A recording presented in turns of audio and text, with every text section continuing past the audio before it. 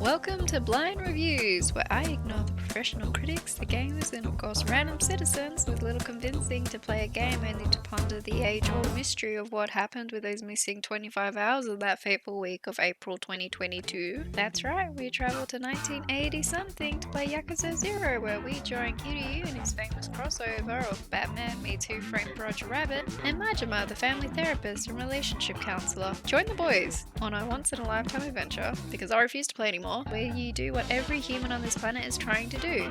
Toss up between getting revenge on your three uncles and making your papa proud, or, and hear me out, game your life away and eat all the snackies you can. You serious?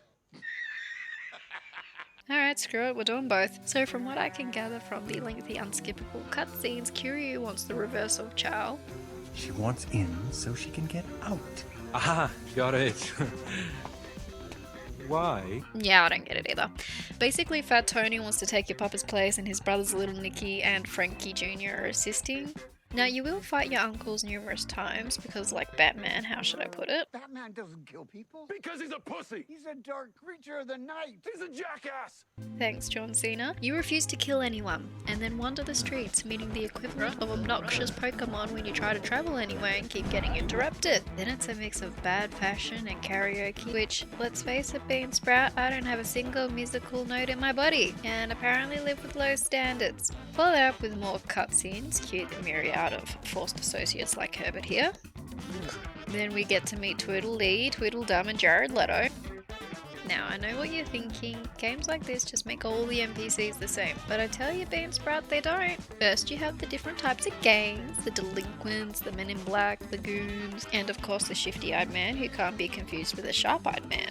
And then you have the homeless guys who you assist, and even more fun people you can meet. Now, Majima was forced out of the family and has been attempting to pay his debt back, only to be told that the deal has changed. A life for a life kind of moment. And Majima, like Kiryu, doesn't do the whole killing thing. Very close to it when he, snaps someone's neck, but they're still breathing at the end of it and able to walk it off. And from the horrifying and heartbreaking backstory of Makimura, I think that's how you say her name, you are happy that he doesn't, because that would have been really fudged up. So you do what any scummy thug of the underbelly criminal society trying to claw their way back into the top dog place would do, and that's redeem yourself by assisting with community service with a healthy hobby of baseball. There's the father-son bonding, relationship counselling, and of course, taking out the trash whilst returning a lost child to their parent. Now, don't think it's all work and no play. No.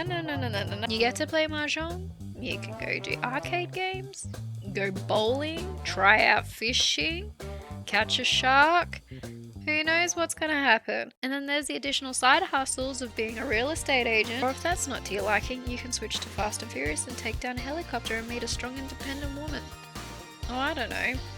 Jump into a cheesy rom-com where you go on a date and the father of the girl who you're pretending to be in a fake relationship with asks you to marry her. On a food scale, there is so much you can eat. There's takoyaki, there's burgers, there's onigiri, instant ramen, yakisoba, some other fine dining places, snackies galore. Random score time. Storyline is deep and complicated, so I give them a generous King Smile burger set.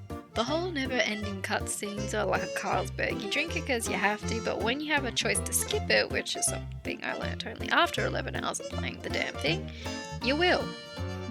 Let me see. The most fun I think I had was shopping, eating, drinking, and nearly dying from the lack of cardio in one's life. If I had to rate the game overall in an arbitrary fashion, the sides were like a fresh pack of steaming takoyaki, whilst the main story was more like the concerning amount of tissues constantly being handed out.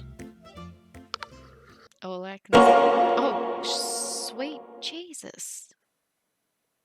Why the fuck is it so loud?